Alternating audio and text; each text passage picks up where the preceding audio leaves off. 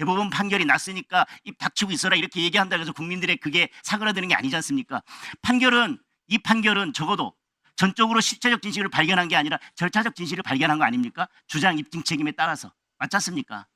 완벽하게 실체적 진실, 우리가 존재하는 이 진실이 무엇인지를 완벽하게 밝혀낸 게 아니라 절차적 진실을 밝힌 겁니다. 그렇기 때문에 이유를 읽어도 의문이 다 풀리지 않기 때문에 국민들께서 여전히 의혹을 가지고 계신 겁니다. 다시 말씀드려서 대법원 판결이 있으니까 이 얘기하지 말아라. 우리가 충분히 설명드렸으니까 얘기하지 마십시오라고 한다고 해서 의식이 안 바뀌고, 최근에 여론조사 보니까요.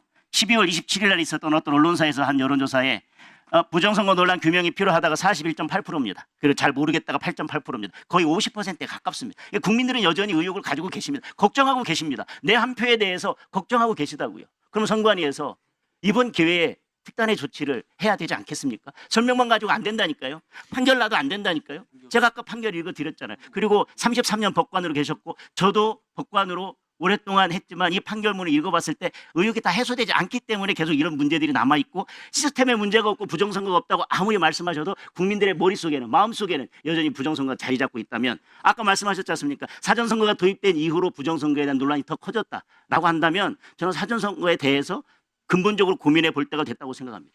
사전선거, 총선하고 지선은 선거운동기간 13일이지 않습니까? 사전선거 그런데 본선거 일주일 전에 하죠. 그러면 저희 같은 현역들은 좋죠. 선거운동기간 반으로 잘라지는데. 근데 신인들은 선거운동 언제 합니까? 그리고 사전투표 이후에 새로운 결정적인 상대 후보의 흠결이 발견되거나 그랬을 때 어떻게 보면 취소도 못하고 어떻게 합니까?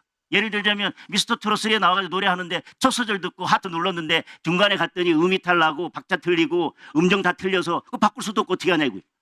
사전투표를 일주일 전에 하지 않습니까? 그 사이에 어떤 일이 발생하면. 따라서 저는 본선거를 금, 토, 일, 3일 하는 것도 방법이라고 생각합니다. 그러면 이 문제를 해결할 수 있지 않습니까? 그리고 투표의 기회도 보장할 수 있고요. 저는 이번 기회에 그래서 의혹이 해소가 안 된다면, 선관위가 아무리 노력해도 이런 문제들이 계속 커져만 간다면 이제 선관위가 직접 나서서 우리 사전선거 없애겠습니다라고 말할 수 없다면 저는 국회에서 그 논의를 시작해야 되고, 선관위도 그에 적극적으로 공감하면서 대안을 연구하고 고민할 때가 됐다고 생각합니다. 어떻게 생각하십니까? 네. 사전선거와 관련한 부분에서 22대 국회의원 선거를 준비하면서 느꼈던 과정입니다. 그래서 아까 말씀드렸다시피 이 사전투표제의 기본적인 근간 자체가 통합선거인 명부에 있고, 결국은 저는 이 국민들의 의혹을